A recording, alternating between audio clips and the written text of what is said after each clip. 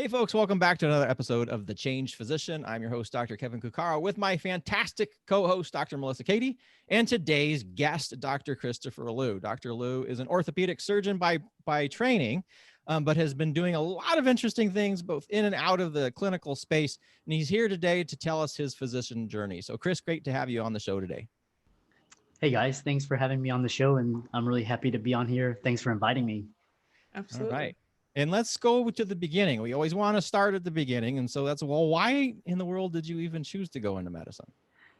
So, I grew up in very humble circumstances, and I didn't really have a lot. So, my parents were first generation immigrants, so they encouraged me and my brother to pursue careers as medical doctors.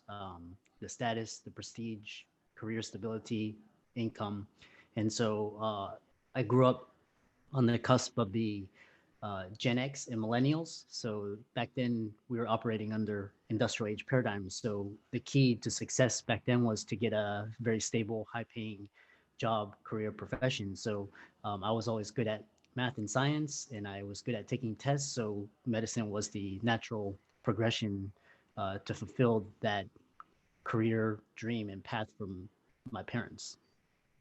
And so with that, when you went into medical school, then did you find anything shocking about medical education, or were you like, oh, this is easy, or was there any conflict? Because, sometimes the first 2 years as compared to the last 2 clinical years, there's some discrepancy there. So what were your experiences during medical school? Yeah, so I got into my first choice of medical school. I went to Baylor for medical school. I was part of the MD PhD program, and it was there. I really enjoyed my first 2 years of clinical medicine, with the basic sciences and with the clinical sciences. I was, like I said, I was good at taking tests, so it was actually a accelerated environment of undergraduate. So you basically went to class, you studied, and you got good grades. I really enjoyed the academic environment. I loved being around smart, intelligent, very motivated, hardworking individuals. But one thing I noticed was that when I went into clinicals, there's a disconnect between the actual practice of medicine and the actual learning of medicine. So, and part of that was part of the way our healthcare system is structured, with the insurance, with preventing malpractice, with outcomes. All of that was not taught in medical school. So I saw a lot of residents, attendings, as well as administrators and staff really not enjoy their careers because they had this extra burden of administrative duties. They always had to worry about getting sued. And it started to be more and more of a let's try and mitigate, and really ideas such as career burnout, physician depression, suicide, those were coming into the realm. The other thing I realized in medical school was that no emphasis was on finances. So the idea was that you went to medical school, you became a well-paid internist, surgeon, or hospitalist, and that was it. You had your income, but they never told you what to do with the income. How to decrease taxes, how to convert some of that earned income into passive income. None of that was taught. And the thinking back then was, just take out student loan debt to finance your education. And so that was a big thing, because back then it was just like, oh, if you need money, just take out student loans. Now we're seeing the effects, and actually that's not the wisest choice to have during these days, because the cost of medical education, cost of living, et cetera, is increasing at a great rate. So those were the two things that I really noticed. So you're in residency, or you're in medical school, and you're kind of seeing this discrepancy between, definitely through the first 2 years, and then the practice of medicine, which tends to be a lot different than what we think. So why did you pick your residency then? Or how did you pick your residency, knowing this complex interplay? Because if you're looking at something with risk mitigation and practice, what we practice as compared to what the evidence shows, orthopedics is in a challenging spot right there. So why did you choose orthopedic surgery? Yeah. So let me back up before that, because I did a PhD in between my basic science and clinical years as part of the MD PhD program. And that's where I did my PhD at Rice University in bioengineering. And Rice University was a hub for Center for Entrepreneurship, where they discovered nanotechnology, the buckyball, molecular imaging. All of these new technologies were being discovered and developed at Rice. So they had a Center for Entrepreneurship. So it was almost like living in San Francisco if you're like in technology. So it was very entrepreneurial. So I had 4 years of graduate school. So I had 4 years to learn about finances, investing, raising funds, real estate, stocks, and options. And I started 2 companies then. And by then I was generating enough passive income on the side such that, graduating from medical school and going to residency was actually optional for me. Nevertheless, I couldn't throw away a medical education, for my parents, for my mentors, for my colleagues. And so I sought a lot of advice, and the prevailing advice was to um, go into residency, complete residency, do a fellowship, get board certified, and after that, you could pursue your dreams. That that's kind of outdated advice right now. And looking back, I wish I had sought more entrepreneurship mentors. But nevertheless, I finished medical school, got into residency, and so that taught me a lot of skill sets, how the real world works, how to survive in the real world, and how to make and market yourself as a brand label. So that was one thing. The reason why I chose orthopedics was, one is I'm very I don't like nonsense, so I'm very straightforward. I like the immediacy, I like the functionality, I like getting people up and functional right then and there, and I don't like a lot of delays. So I have a very surgeon type mentality. Also, orthopedics is very high paying, it's well paying. So that's another reason why I chose that specialty. So then I got into orthopedics, but realized that it's going to be a long 6 years haul. So I had to choose between whether I would pursue my passions as an entrepreneur and start and build my brand and company, or if I would have to spend 6 years completing residency and fellowship and just be, not really pursuing my dreams and passions. And I didn't want to be at the end of my life saying I never took a chance, and that I didn't want to live my life with regret. So that's why I took a leap of faith my second year. That was the day that Lehman Brothers filed for bankruptcy. I took a leap of faith and turned in my keys, badge, and pager, set out to be a full-time entrepreneur. And that was the best decision I've ever made. And I've never looked back since. And as they say, the rest is history. Mm. Wow. So you basically, is it 2 years into, or so I just want to understand. So you did like 2 years with the first 2 years of medical school, and then the 4 years of the PhD type work, and then the last 2 years of the medical school training, and then 2 years of orthopedic. Yes. Yeah. Okay. I matched into orthopedic surgery. I didn't necessarily match into my first choice program. So that may have been part of it, but nevertheless, I got into the program. But I realized that I wasn't really harnessing my skill sets or my passions, and it was better. My time was better spent pursuing my own dreams and passions.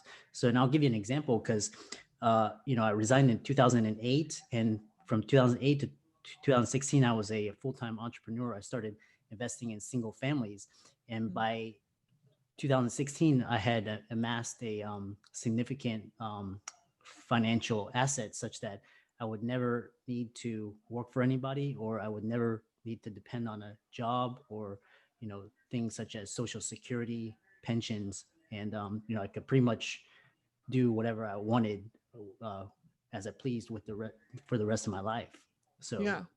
Just for those listening, you said you invested in single families. I'm assuming single family homes. yes, Real estate is what you were referring to, right? yes, Okay. real estate, yes. Gotcha. So yeah. Yeah. So what did your family and your you're hemming and hawing of trying to do what you want to do and feeling Uh-huh. compelled to keep people happy. Like, at what point did you finally just come to terms with things? Yeah. So I went through a lot of turmoil and a lot of dysfunction because at that time it was very unheard of for somebody to just jump ship and to go out and pursue their passions and their dreams. Everybody thought, something had happened or, something. And really, it was just I wanted to go out and pursue my dreams. And so I actually I didn't I was estranged from my family for 2 years, even though we lived an hour away apart. And those 2 years, I was doing a lot of education. I was doing a lot of investing, a lot of networking. So those 2 years, I was plotting my comeback in 2016. So nevertheless, as they as they say, once you achieve a level of success, then people, eventually come to your side. But at that time, everybody thought I was a failure, that I had gone crazy, and that sort of thing. So, but it's very interesting when you start out something. There's going to be the naysayers, the haters, the jealous people, and the people who don't think you can do it. And then at the end, when you do make it, it's like, oh, I knew you could. I knew you could do it. Oh, I should have believed in you. That sort of thing. It's just so I really had to be more intentional and more set more boundaries and set more be more mindful about who I associated myself with, and what sort of beliefs and ideals, because in these days you really have a lot more opportunities compared to in the past where you had to follow traditional pathways. So now you have a lot of different options to succeed. Medicine is one way, but there's a lot of other ways that you can be more successful as well. Yeah, just thinking about those 2 years where you're really kind of isolated by yourself. And I think for people listening, that anytime we do a pivot in our life, that sometimes we have support and sometimes we don't. And Yeah. I guess my question to you, for the benefit of others, is what helped you get through those 2 years, or what was your support? Or if you didn't have support, how did you keep yourself like from totally losing it? Yeah, those were some rough years because but really I drew a lot of solace from books. So I read a lot of inspirational books from Steve Jobs. I read a lot about Bill Gates, Michael Dell, all of these entrepreneurs who had started from nothing and created billions and created massive value for the entire world, and who changed the face of industry. So these were the people I looked up to, and that I admired. So that's how I did it. A lot of exercise, meditation. I also did a lot of networking. So I started networking with more entrepreneurial minded individuals. And I noticed that entrepreneurs are more, they mitigate risk and they view life as more a different journey and more options, whereas those in the medical profession view life as a straight path. So it was more just surrounding myself with the right people. My wife was very supportive as well. And but like I said, as you come to terms with yourself, you start to grow into yourself and you start to become yourself. So yeah, well, good for you. Did you feel like you were going to be able to be successful during those times, or was there a lot of creeping doubt? Yeah. Well, it was more like I was, for example, the day I turned in my keys, badge, and pager, I left the hospital and I had palpitations and I had shortness of breath, and it wasn't, part of it was fear, but part of it was excitement. And it was also because I had taken that first step, towards, reclaiming my life and building a life based on my own values and core beliefs. I'm happy to answer questions from there as well. Yeah. What are those core beliefs? Sorry. Yeah. So, well, one is you have to, one is faith. So a lot of times with the medical profession, we have to have concrete science, evidence, data before we can make it a decision. In business, in entrepreneurship, you have to be able to deal with risk, uncertainty, and also you have to be able to execute with incomplete data. So that takes a lot of faith. So faith in, as you view the situation as a problem to be solved, as a journey, and not something, where it's not a success or failure type mentality. So I think Carol Dweck talks about growth versus fixed mindset. So one of it is also a growth mindset. The other core belief is that everything works out in the end. So what you're going through may not, it can be stressful. It can be a lot of uncertainty, especially during this pandemic. So you have to really ask yourself, what is life trying to bring to you? What is life trying to teach you? And how can you use that and apply it so that you can grow and move forward? So that one as well. And then also just very in terms of intention. So you sort of, as you break away from the herd, you'll start to see that all of us, we operate under social conditioning, which keeps us in line. We follow the law, but sometimes you have to break out of that mode of thinking so that you can come into your own and you can create the value and achieve your potential and the destiny that you were put on earth here for. Yeah. So Great. I want to go back to 2008. You turn in your badge and you're leaving residency, Yeah. which is a big deal. Yeah. So what were you already doing, investing in single family homes at that time, or did you just charge out into the world and say, I'm going to do this? Like that's a big step, Yeah. and so I'm just kind of, did you have like some sort of safety net that you were already proceeding in, or were you just like, I'm going to do this and kind of step off the cliff? Yeah, I actually started preparing in 2000. So that 2000 was when I first started medical school, and up to 2007, I was already preparing. I was learning about finances. I was reading books about investing. So I graduated from medical school at the age of 29, and at the age of 29, I was able to generate enough income. I was able to generate low six-figure income without needing a job.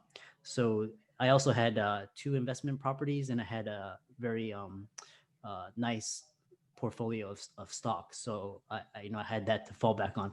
But like I said, in 2008, it still took a lot of a leap of faith. It's all and I describe it almost like skydiving, where everything is going to be okay, but you're standing at the on the edge of the plane, and you have to take that leap. So there's still that element of fear, uncertainty, oh my gosh, I'm leaving a very stable career for a more uncertain path in future. Well, and particularly in 2008, when you're in the middle of the housing crisis. By the end of 2008, it crashed, and the stock market bottoms out in March of 2009. That's not what you call an ideal scenario to go off on your own. Yeah, exactly. Exactly. And my viewpoint in 2008 was when everybody was running scared. The market was crashing, and real estate was crashing. My thinking was that, this is an opportunity, because at some point real estate prices are going to bottom out. At some point the stock market is going to bottom out. And so I was biding my time. I was waiting. I was researching, and I was educating myself. So I'll give you another example is, so the current bull market that we're in started in 2009. And I got in a little bit after I think it was March of 2009, which was when the current bull market started. So like I said, for me, it was more opportunity rather than risk. Yeah. Well, it looks like aside from real estate and these other investment opportunities you're talking about, there's other things you've kind of evolved your entrepreneurial self into. Do you mind going into some of these other endeavors? Yeah, sure. So I retired in 2016, and then back then it was I took a year off to travel the world and to contemplate life and what was the next phase. I didn't want to amass all this wealth for myself and not give back and contribute. So I decided, what's the best way to, instead of creating financial independence and freedom for myself and my family, but how to now leave a legacy. So I started my consulting company in 2017, and that encompasses healthcare IT consulting. I'm a keynote speaker. I've written 4 Amazon books. I've had my own career success program. I mentor and coach a lot of physicians, especially during this time, the pandemic. I've been coaching a lot of physicians who looking to transition and get out of the medical profession. And that's been my passion now. So I speak. Just finished keynote last week, and everything is virtual, webinar, online, and that's how I contribute to leave a legacy and give back. Yeah. Oh, well, I'm sorry, Kevin, go ahead. No, go ahead, Madison. I'm sorry. No, I was just kind of curious. It seemed like the physician consultant thing has been a more recent, at least on LinkedIn. I see you posted the date for September of this year for the physician consultant and out of Seattle. Yes. Yeah. So that was actually that was actually a great consulting project. So that was a 5-week consulting project. It was with Seattle Children's Hospital, and one of my passions is in technology, but in terms of how it applies to healthcare, because I think the two biggest fields of innovation in our world today are in education and healthcare. So those are 2 industries where we need a lot of upgrading and modernization into the current times that we're in. So and right now what's happening is a lot of hospitals are transitioning into the digital era from the past, and that's a huge transition. So one of my passions is to help institutions transition in the most efficient, effective, and seamless way possible. And so that goes a lot with understanding how the IT infrastructure works, working with physicians, surgeons, anesthesia, and nurses, both in terms of educating as well as communication and working on the systems and processes so that they can transition into the digital era. Yeah, definitely much needed. Kevin, did you have anything else to ask? Because I wanted him to share where he's at. Yeah, so why don't you let everybody know where they can find you and what's the best way to contact you, Chris? Sure. I'm on LinkedIn, so you can check me out. Christopher H. Liu, MD, PhD. I'm actually one of the Board Vitals top 50 MDs to follow on Instagram. So you can find me at Dr. Chris Liu, MD, PhD. My 4 books are on Amazon. And then you can reach me email at christopherliumdphd@gmail.com. But like I said, I'm on Facebook as well. So any one of those means, you'll be able to reach me. Do you mind just pitching what are the types of books that you have on Amazon? Oh, so I have 4 books. So one, I recommend for introductory readers, my first book, which is my autobiography. It'll go more in depth and detail into our discussion that we had today. And that's how I quit my lucrative medical career and achieve financial freedom using real estate. And then my next 3 books are about the different income streams that I developed and created for myself. So one of them is focused on stocks and options. The third one is about consulting, and then that's been the most popular. And then I have another book on how to become a writer as well. And then I have monthly boot camp masterminds as well as upcoming workshops as well. So you can contact me to ask me about those, and they're both in consulting, writing, and public speaking. So okay. And is there a website that takes you to some of those courses, or is it just directly by contacting you? I have a. They can. Best thing is to contact me, and I have a link, and then I'll direct them. But I also have a link tree as well that I'll Okay. send to you as well. Yeah, send us the link tree. That'd be easier. Yeah. That has everything. Everything. Whatever you're interested in. Okay. Cool. Great. Wonderful.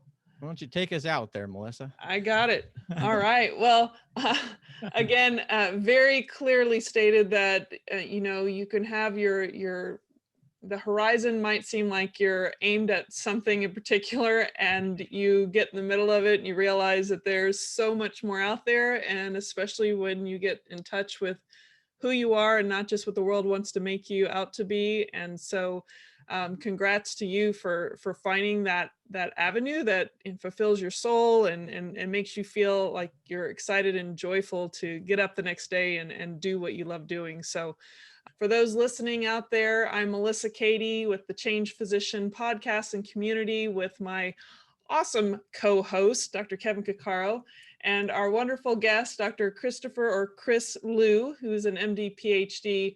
Thank you so much for being with us today, Dr. Liu.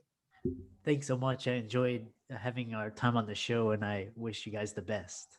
Thank you so much. Yeah. For everyone out there, take care.